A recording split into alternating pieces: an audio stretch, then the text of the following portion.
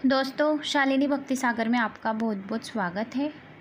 शिव महापुराण के अभी तक हमने 5 पार्ट आपको सुना दिए हैं, तो आपने सुने ही होंगे ऐसी मुझे आशा है, और इसके आगे भी आप सुनेंगे ऐसे मैं आशा रखती हूँ। और अपनी शिव महापुराण, इसमें से 7 संहिता है। उसका पहली संहिता है श्री विद्वेश्वर संहिता। तो इसमें से अपन ने 5 पार्ट अभी तक सुना दिए हैं आपको। तो अभी आज अपन 6वें पार्ट की शुरुआत करते हैं। पिछले वीडियो में तो आपने श्रवण किया ही होगा कि लिंगों के कितने प्रकार हैं और कौन सी लिंग सर्वात अधिक महत्व की है। सबसे अधिक महत्व की लिंग पार्थिव लिंग बताई गई है। अभी इसके आगे अपन श्रवण करते हैं। श्री गणेशाय नमो नमः। वक्रतुंड महाकाय सूर्यकोटि समप्रभ निर्विघ्नं कुरु मे देव सर्वकार्येषु सर्वदा। ओम नमः शिवाय। श्री गणेशाय नमः। कार्तिक स्वामी नमः। ओम ह्रीं गौरियै नमः। हर हर महादेव शंभो उमापतियै नमो नमः। श्री सूत जी बोले, अब वैदिक भक्तों के लिए पार्थिव पूजन का वह विधान कहते हैं जो उन्हें भक्ति मुक्ति देने वाली है। वेद सूत्रों के विधि पूर्वक संध्या करके फिर ब्रह्म यज्ञ करके पीछे तर्पण करे तथा संपूर्ण नित्य कर्मों करके शिव स्मरण करके पूर्वक भस्म तथा रुद्राक्ष तो पहले ही धारण कर लेवे।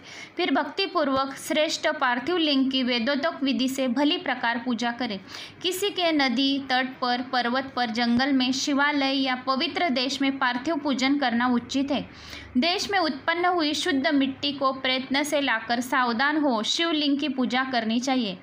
मृतिका को जल से शुद्ध करे, धीरे धीरे उसके पिंड बनावे, फिर वेद मार्ग द्वारा सुंदर पार्थिव लिंग की रचना करे। नमः शिवाय इस मंत्र का पूजन सामग्री का शोधन करे। फिर हुर्सी इस मंत्र से क्षेत्र सिद्ध करें। आयुष्मान से जल का संस्कार करें। नमस्ते रुद्र इस मंत्र से स्फटक बंद करें। नमः शंभवाय नमः इस मंत्र से क्षेत्र की शुद्धि करें और नमः पूर्वक पंचामृत प्रोक्षण करें। नमो ली लग्रीवाय इस मंत्र से लिंग की प्रतिष्ठा करें तथा एत रुद्राय मंत्र से भक्तिपूर्वक रमणीय आसन देवे। फिर नमो महात्म्य इस मंत्र से आह्वान करें। याते रुद्र इस मंत्र से उपदेश करें। यामिशुष इस मंत्र से शिवजी का न्यास करें। अयोचदीति इस मंत्र से प्रेम पूर्वक अधिवास करें तथा अवसुजी इस मंत्र द्वारा देवता न्यास और आसियों समर्पित इससे उस समर्पण करें। फिर नमो स्थूल नील ग्रवाय इस मंत्र से मनु द्वारा पाद्यासनन करें। रुद्र गायत्री से अर्घ देकर त्रिंबिक मंत्र से आचमन करावे। फिर दधिक्राण इस मंत्र से दधि स्नान और घृतयाव इस मंत्र से दूध से स्नान करावे। इस प्रकार वेदोक्त विधि से जो बुद्धिमान शंकर का पूजन करता है उसको शिवजी उत्तम फल प्रदान करते हैं। हे ब्राह्मणों, इसकी एक और साधारण विधि भी है। शिव के नामों से ही पार्थिव लिंग की पूजा करें।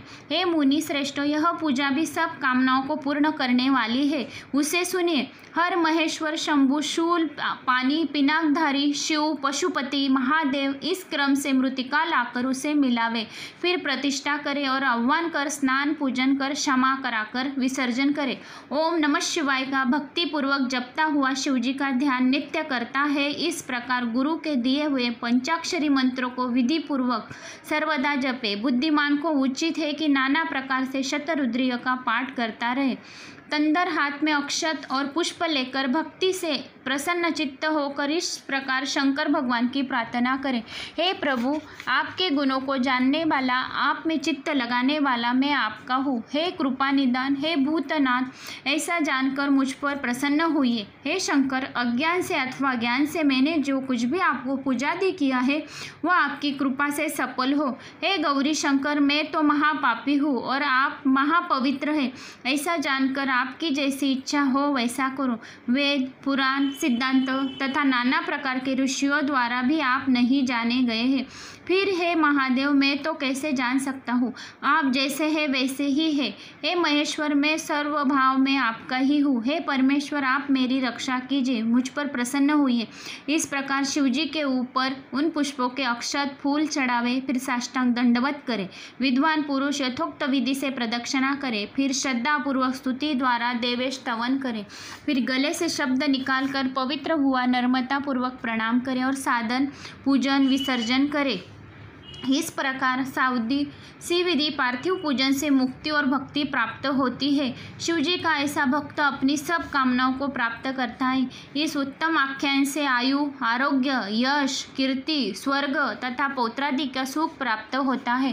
हे ऋषि बोले, सूत जी, आप अभी कृपा करके यह बतलाइए कि शिवजी की पार्थिव लिंग की कुल कितनी संख्या है?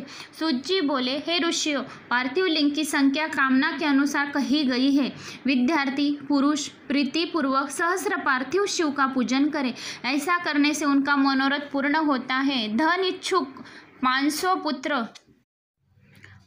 पुत्र और इच्छुक 1500 तथा वस्त्र का चाहने वाला 500 पार्थिव लिंग बनाकर पूजे। मोक्ष के इच्छुक 1 करोड़, भूमि का इच्छुक 1 सहस्र, दया का इच्छुक 3 सहस्र, तीर्थ की कामने वाला 2 सहस्र। इसी प्रकार जिसकी जैसी कामना हो उसके अनुसार वेदोक्त विधि से उतनी उतनी संख्या में पार्थिव की पूजा करोड़ों यज्ञ का फल देने वाली है तथा कामार्थी पुरुष को भक्ति और मुक्ति देने वाली। परंतु जिसका समय बिना लिंग पूजा के व्यतीत होता है वो तो महान दुर्दर्प और दुरात्मा है तथा उसकी महान हानि होती है, क्योंकि एक और सब प्रकार के दान और विविध प्रकार के व्रत तथा तीर्थ नियम है और एक और लिंग की पूजा होती है। कलयुग में और लोगों में जो लिंग पूजा है, लिंग पूजा ही श्रेष्ठ कही गई है, उसके समान दूसरा कुछ नहीं है। यही शास्त्र का नियम है।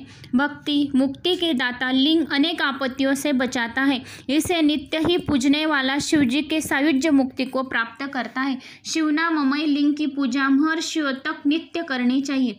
4 अंगुल ऊंचा सुंदर वेदों से युक्त लिंग उत्तम कहा गया है। उसके आधा मयम और उससे आधा अधम कहा गया है। विद्वान को उचित है कि वह सब कर्मों जानने वाला छोड़कर नित्य एक लिंग की पूजा करे, क्योंकि लिंग का अर्चन करने से संपूर्ण स्थावर जंगम पूजा होता है। संसार से तरने का इससे सुंदर उपाय दूसरा नहीं है। ब्राह्मण, क्षत्रिय, वैश्य, स्त्री तथा अन्य सभी जातियों को शिवलिंग की पूजा करने का अधिकार है। द्विजों के वैदिक मार्ग से पूजा करनी चाहिए, अन्य मार्ग से नहीं। और दधीचि, गौतम आदि ब्राह्मणों के शाप से दग्ध चित्त वाले एवं उनके वंशजों को जिनकी वैदिक कर्म में श्रद्धा नहीं है, जो वेद स्मृति के कर्म का नदार करते हैं, दूसरे कर्म का आचरण करते हैं, उनके संकल्प नहीं प्राप्त होते। उन्हें चाहिए कि उसी स्थान पर त्रिजगन्मयी अष्टमूर्ति का पूजन करें। पृथ्वी, जल, वायु, आकाश, सूर्य, चंद्रमा और यजमान, ये 8 मूर्ति पूज्य है। शवरभय, रुद्र, उग्र, भीम, ईश्वर, महादेव, पशुपति, इनका मूर्ति द्वारा पूजन करें। देव कर्म को रात्रि में सर्वदा उत्तराभिमुख होकर, इसी प्रकार पवित्रता से युक्त होकर उत्तर की ओर मुख करके शिवजी का पूजन करें। शिवजी के आगे पूर्व को न बैठे किंतु उत्तर को ही बैठे। साथ ही भस्म और रुद्राक्ष की माला बिना तथा बेलपत्र के बिना ज्ञानी जन शंकर का पूजन न करे। शिवजी की पूजा में भस्म न मिले तो मृतिका से ही ललाट पर त्रिपुंड लगा देवे। ऋषि बोले, हमने पूर्व में सुना है कि शिव नैवेद्य अग्रहत अर्थात ग्रहण योग्य नहीं है। अतएव हे मुनि, इसका और बिल्वपत्र के महात्म्य का वर्णन कीजिए। सूत जी बोले, हे मुनियों, आप लोग धन्य हैं, क्योंकि आप सभी शिवजी के भक्त हैं। अब सावधान होकर सुनिए। मैं वह सब प्रीति सहित कहूँगा जो आप लोगों ने पूछा है। शिवजी का भक्त पवित्र, शुद्ध, सत्यव्रती और दृढ़ निश्चय वाला होना चाहिए। ऐसा भक्त शिवजी के नैवेद्य भक्षण करने में आग्रह भावनाओं का नहीं करता। शिवजी का नैवेद्य को देखकर तो पाप दूर से ही भाग जाते हैं और उसका भक्षण करने पर तो अनेक पुण्य के प्राप्त होते हैं। शिव नैवेद्य का भक्षण करने से तो हजारों और अरबों यज्ञों से बढ़कर शिव सायुज्य की प्राप्ति होती है।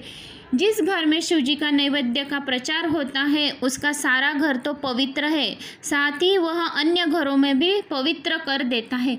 अतएव शिव नैवेद्य को आया हुआ देखकर प्रसन्नता पूर्वक उसे शिरोधाय कर कर शिव जी का स्मरण करता हुआ बड़े प्रयत्न से उसे भक्षण करना चाहिए। शिव की दिशा से दीक्षित भक्तों को शिव नैवेद्य भक्षण करना बड़ा ही शुभप्रद है। शिव नैवेद्य ग्रहण कर ब्रह्म हत्यारे भी पवित्र हो जाते हैं। हाँ, जहाँ चांडालों का अधिकार है वहाँ मनुष्य को भक्षण नहीं करना चाहिए, और जहाँ चांडालों का अधिकार नहीं है वहाँ महाप्रसाद भक्तिपूर्वक भक्षण करना चाहिए। ओनलिंग, लोहलिंग, सिंधलिंग और स्वयंभुलिंग तथा संपूर्ण प्रतिभाओं में चांडाल का अधिकार नहीं है। हे मुनीश्वर, लिंग के ऊपर का द्रव्य अवश्य ही आग्राह्य है, किंतु जो लिंग स्पर्श से अलग है वह पवित्र है। हे मुनियों, यह तो मैंने तुमको शिव नैवेद्य का निर्णय कहा है। अब बिल्व पत्र का महात्म्य सुनो। यह बिल्व महादेव जी के स्वरूप है और इसकी देवताओं ने बड़ी स्तुति की है। इसकी महिमा कठिनता से जानी जाती है। संसार में जितने भी पवित्र और प्रसिद्ध तीर्थ है वे सब बिल्व में ही निवास करते हैं, क्योंकि बिल्व मूल लिंग रूप है, अवयव महादेव का वास रहता है और पुण्यात्मा इसकी पूजा करता है वह निश्चित ही शिवजी को प्राप्त होता है। ऐसे बिल्व मूल में जो शिवजी को जल चढ़ाता है, जानो वह सब तीर्थों का स्नान कर चुका है, वह पृथ्वी में पवित्र है। जो मनुष्य बिल्व मूल में गंध पुष्पादि से पूजा करता है वह शिवलोक को जाता है तथा उसे संतान और सुख की वृद्धि होती है। जो आदरपूर्वक बिल्व मूल में दीपक जलाता है उसे उसकी पूजा कराता है और सब पापों से छूट जाता है, तत्व ज्ञान प्राप्त करके महेश के अंतर्गत हो जाता है।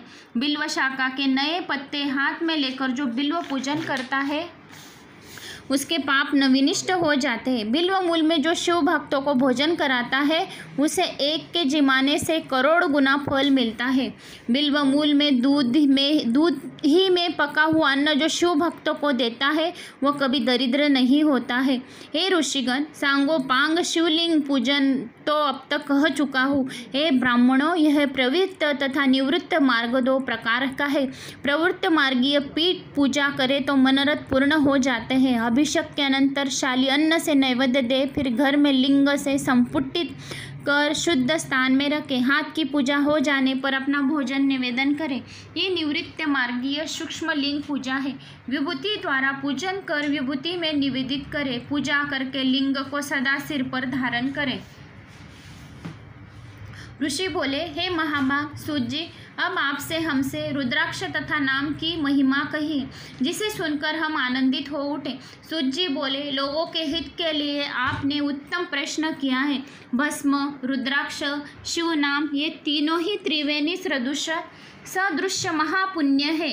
जहाँ इन तीनों का निवास है, हे ब्राह्मणों, उसके दर्शन मात्र से ही त्रिवेणी का स्नान का फल की प्राप्ति होती है। हाँ भक्तों, अपने गले में जो माला रहती है उसमें एक रुद्राक्ष जरूर धारण करें। माताएं, बहनें, जो सौभाग्यवती स्त्रियां है उसने अपने गले में मंगलसूत्र के बाजू में या बीच में रुद्राक्ष छोटा सा जरूर धारण करें। मैंने भी एक छोटा रुद्राक्ष धारण कर लिया है और भस्म जरूर लगाए। ये तीनों जिसके शरीर में है उनका दर्शन पाप हारक एवं परम दुर्लभ है। उनका दर्शन त्रिवेणी दर्शन है, दोनों में कोई अंतर नहीं है। शिव नाम, गंगा जी भस्म नाम, यमुना जी रुद्राक्ष नाम, सरस्वती जी ये तीनों पाप विनाशक है। जिसके शरीर में ये तीनों है उसे एक के दर्शन से त्रिवेणी के स्नान का फल मिलता है। अंत भस्म रुद्राक्ष नाम सदा धारण करें। सूत जी बोले, हे महात्मे, पुराण वेद शास्त्रों में भी गूढ़ है, मैं तुम्हारे प्रेम के कारण सुना रहा हूँ। हे ब्राह्मणों, इन तीनों का महात्म्य भला कौन जान सकता है। ब्रह्मांड भर में असत से परे केवल शिव ही जानते हैं। भक्ति पूर्वक संक्षेप से अब मैं सर्व पाप हारक नाम महिमा कहता हूँ, आदर से सुनो। इसे परम सत्य समझो। शिव नाम है, महापाप पर्वत है, इससे यह पाप पर्वत शीघ्र जल जाते हैं। अनोखे पाप मूल एक ही शिव नाम से नष्ट हो जाते हैं। हे मुने, ब्रह्मादि हत्यादि पापों की राशियों की राशि भी हो तो शिव नाम उन सबका नाश कर देती। शिव नाम रूपी नाव पाकर संसार से जो तर जाते हैं उनके संसार मूल पाप निसंशय नष्ट हो जाते हैं। जिन महात्माओं के शिव नाम में भक्ति हो चुकी है उन्हें जैसे महात्माओं की मुक्ति मुक्ति में तो कोई संशय नहीं है। हे मुनीश्वरों, अनेक जन्मों से जिसने तप किया हुआ है उसे सर्व पाप विनाशिनी शिव नाम की भक्ति मिलती है। जिसे शिव नाम में असाधारण एवं अखंडित भक्ति है उसके लिए मोक्ष सुलभ है। अनेक पाप करके भी जिसका शिव नाम में आदर हो चुका है उसे जब से उसके निश्चय संशय सब पापों के नष्ट हो जाते हैं। जिसके नित्य ही भस्म से अंग पवित्र रहते हैं और शिव नाम के जप के अंदर में है शौनिका जी वह घोर संसार से तर जाता है। महर्षियों ने सारे वेद शास्त्रों से निर्धारण कर दिया है कि संसार सागर से तरने का उपाय केवल शिव नाम जप ही है। हे मुनि, पहले इंद्रदुम्न नाम का राजा महापापी हुआ एवं एक ब्राह्मण पत्नी भी थी, महापापिनी हो चुकी है। इन दोनों ने शिव नाम से सद्गति प्राप्त की है। हे श्रेष्ठ ब्राह्मणों, तो मैंने नाम की महिमा सुनाई, अब सब प्रकार की भस्म की महिमाएं आपको सुनाता हूँ। तो सुनो। सूत जी बोले, भस्म महिमा सर्व मंगलों की देने वाली भस्म दो प्रकार की है। एक महाभस्म, दूसरी भस्म है स्वरूप भस्म। महाभस्म तो नाना प्रकार की कही गई है। श्रोत, स्मार्त, लौकिकी तीन प्रकार की महाभस्म है। स्वल्प संज्ञ भस्म भी बहु प्रकार की है। श्रोत तथा स्मार्त भस्म ब्राह्मणों के लिए है, दूसरे सबके लिए लौकिक भस्म है। श्रेष्ठ मुनियों ने ब्राह्मणों को मंत्र द्वारा धारण करने के लिए कहा है कि अन्य बिना मंत्र धारण करें। उपलों से सिद्ध हुई राख अग्निय नामक भस्म है। दूसरे यज्ञ से भी उत्पन्न भस्म त्रिपुंड धारण में श्रेष्ठ है। ज्वाल उपनिषद में लिखे अनुसार अग्नि इत्यादि मंत्रों द्वारा 7 बार जल से भिगोकर भस्म शरीर में लगावे और तीनों संध्याओं में जो शिव भस्म से त्रिपुंड लगता है वह सब पापों से निर्मुक्त होकर मोक्ष पाता है। जो श्वेत भस्म से है त्रिपुंड धरता है वह अनादिभूत लोकों में अमृत है। स्नान करके षडाक्षर जप न करे, त्रिपुंड तथा भस्म रमाकर ही विधि से जप करें। निर्दयी, अधर्मी, सर्वथा पापी, हत्यारा, मूर्ख, पतित भी हो किंतु भस्म धारण से जिस देश में भी वह रहे वहाँ से सब तीर्थ एवं यज्ञों का वास हो जाता है। सारे उपनिषदों की यह सारे की भस्म तथा त्रिपुंड धारण शेष करे।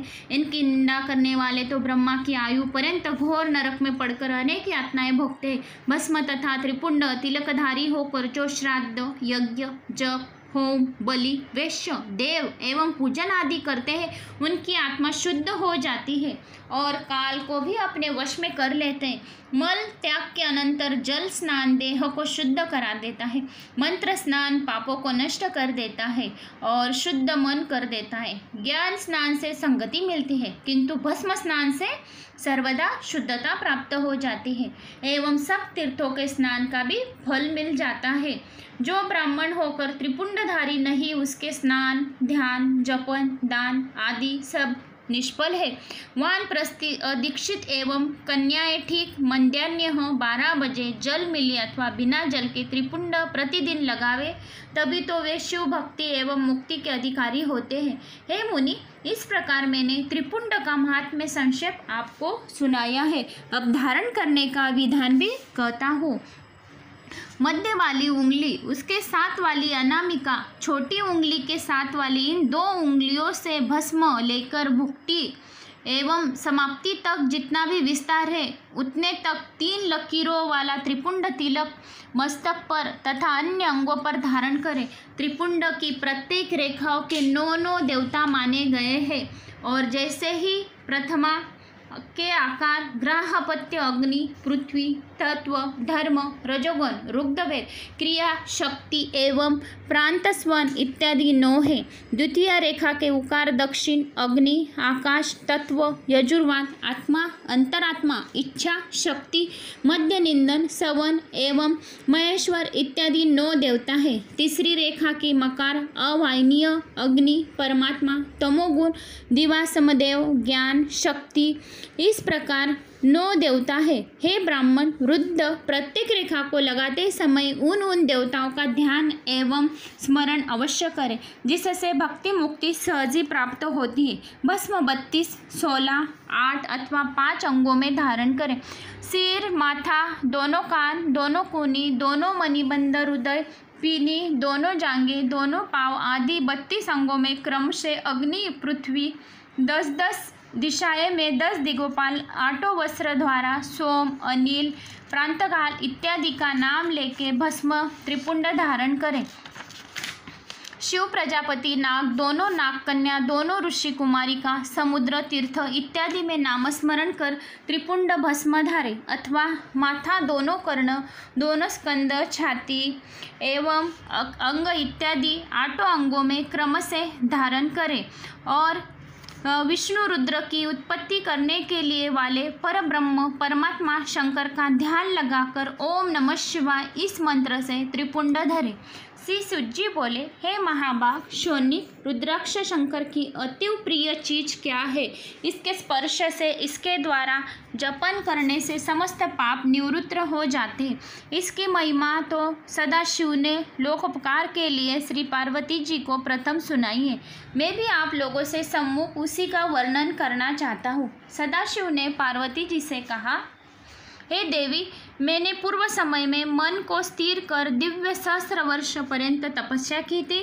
उस समय मुझे कुछ भय सा लगा, जिससे मैंने अपने नेत्र खोल दिए। मेरे नेत्रों से आंसुओं की बिंदुएं गिरने लगी। उसी से गौड़ देश में लेकर मथुरा, अयोध्या, काशी, लंका, मलयाचल, सह्य पर्वत आदि देशों में रुद्राक्ष वृक्ष उत्पन्न हो गए हैं। तभी तो इनका महात्मा बढ़ गया है। वेदों ने इसकी महिमा गाई है। विष्णु आदि देवताओं ने आनंददायक हुए।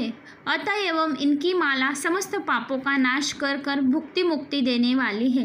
ब्राह्मण, क्षत्रिय, वैश्य, शूद्र जन सफ़ेद, लाल या पीले वाले काले रुद्राक्ष अवश्य धारण करें। इसका वर्ण 4 वर्णों के लिए बताया दिया गया है। अंत क्रम से इनकी माला सब वर्ण वाले पहने। जपन इसी रुद्राक्ष माला द्वारा विशेष फलदायी है, अन्य किसी से नहीं। गोल, चिकना, मजबूत, मोटा, कांटेदार रुद्राक्ष मनोरथ साधक एवं भक्ति मुक्ति प्रदायक है, किंतु कीड़ों से खाए गए टूटे फूटे कांटों से रहित फलों से पूर्ण एवं चपटे या 6 प्रकार की रुद्राक्ष नहीं धारण करना चाहिए।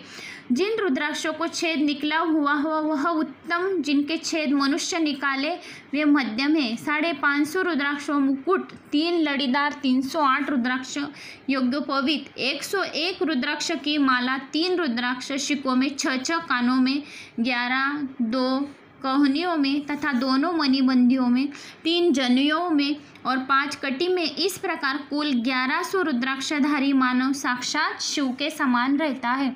सदाशिव कहते हैं, हे देवी, रुद्राक्ष मुझे अति प्रिय है। मेरी आज्ञा की इसकी कल्याणकारी माला सारे वर्ण एवं सारे आश्रमी धारण करें। स्त्री, शूद्र तक धारण करें। स्त्रियों ने भी सही में, माताओं, भगिनियों, स्त्रियों ने भी रुद्राक्ष धारण करना चाहिए। अंत में ऐसा कुछ नहीं है कि पीरियड है, कुछ है या डिलीवरी का टाइम है तो भी रुद्राक्ष अपने शरीर पर धारण करना ही चाहिए। मैंने भी रुद्राक्ष मेरे मंगलसूत्र में धारण किया है। इसके दिन में स्त्री, शूद्र तक धारण करें।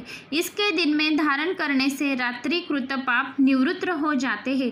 दिन भर के पाप रात्रि में धारण करने से निवृत्त हो जाते हैं। गले में रुद्राक्ष, मस्तक पर त्रिपुंडधारी रुद्राक्ष पहने। ओम नमः शिवाय का जाप, भस्म और गले में रुद्राक्ष ये जरूर 3 जरूर चाहिए। इसमें त्रिवेणी संगम का स्नान करने का पुण्य मिलता है। मित्रों, महात्माओं का यमपुर गमन नहीं होता। हे देवी, रुद्राक्ष माला पर मंत्र जपने का फल करोड़ों गुना प्राप्त होता है। रुद्राक्षधारी को 10 करोड़ गुना फल मिलता है।